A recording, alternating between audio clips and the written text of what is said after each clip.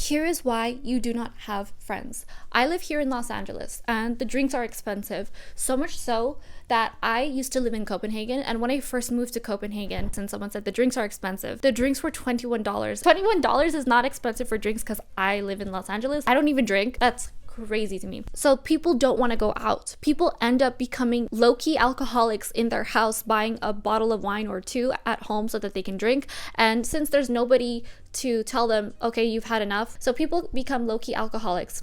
And they say, I don't like going out because it's expensive. The parking is hard to do. I don't like this atmosphere. I don't like this environment. They'll make 1,000 excuses, and that's perfectly natural. That's very human to do. We don't want to do things that would make us uncomfortable, that would make us feel like we are going outside of our ordinary. When making friends, it's going to be uncomfortable. Everybody wants a lasting relationship, but nobody wants to go through the awkwardness and discomfort of starting one.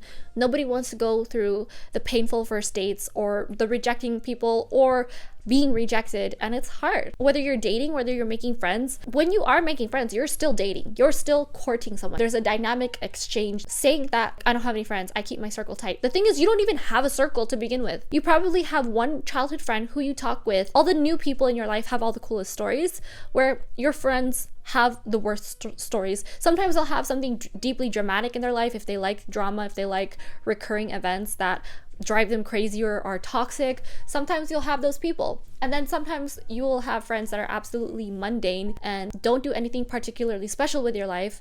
And maybe you don't either. So you're not attracting other people who are on your level, at a level or a place that you want to be. So you need to surround yourself with people who are like-minded. If you want to get somewhere, make friends. Make a community. Be a part of a community. Sorry, my hair is crazy today. I keep adjusting it. When people are constantly looking through social media thinking that they're connecting with everyone just because they're liking a post is ridiculous to me. Just because you commented, just because you texted someone, you didn't even call them, you didn't even have a full conversation. Have that. You're missing a huge factor of communication. You just need to connect with people. You need to put the effort in to create it. And the thing is, if you are putting the effort in and you're finding that nobody is responding back and you're being consistent and every week you're hitting people up, every week you're talking to people, you're calling them, and if you are thoughtful to your dates, then you know either the problem is the culture, them in the city, or you need to reevaluate your strategy on how to make friends and your social graces, or something might be a bit off with you. Just because your life doesn't fully align with someone, they're not always making you happy all the time. That's perfectly normal. Human beings are dynamic and they're gonna stretch, they're gonna curl, they're gonna wave. You have to be dynamic and flexible because that's what being friends is. That's what being social is. It's not one-sided. It's two-sided, and you gotta bend and you gotta give. Sometimes you have to bend over backwards, and sometimes that person will bend over backwards for you. Always put your best foot forward. It only takes one person to change your life.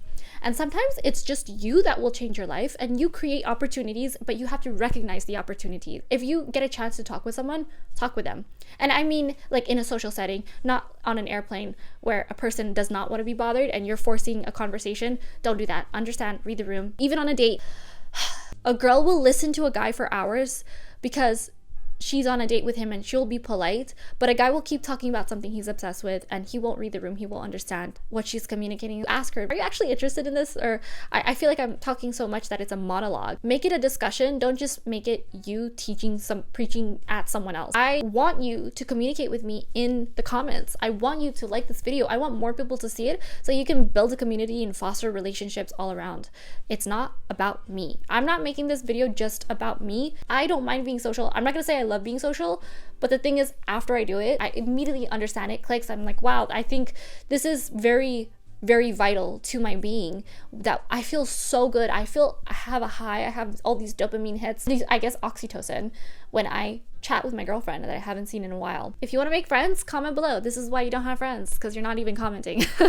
I hope this helps. If you want to master your social graces, visit dixonetiquette.com. Subscribe if you want more elegant lifestyle, and sign up to my newsletter if you want to really harness and master your social graces. Thanks so much for watching, and I'll see you later.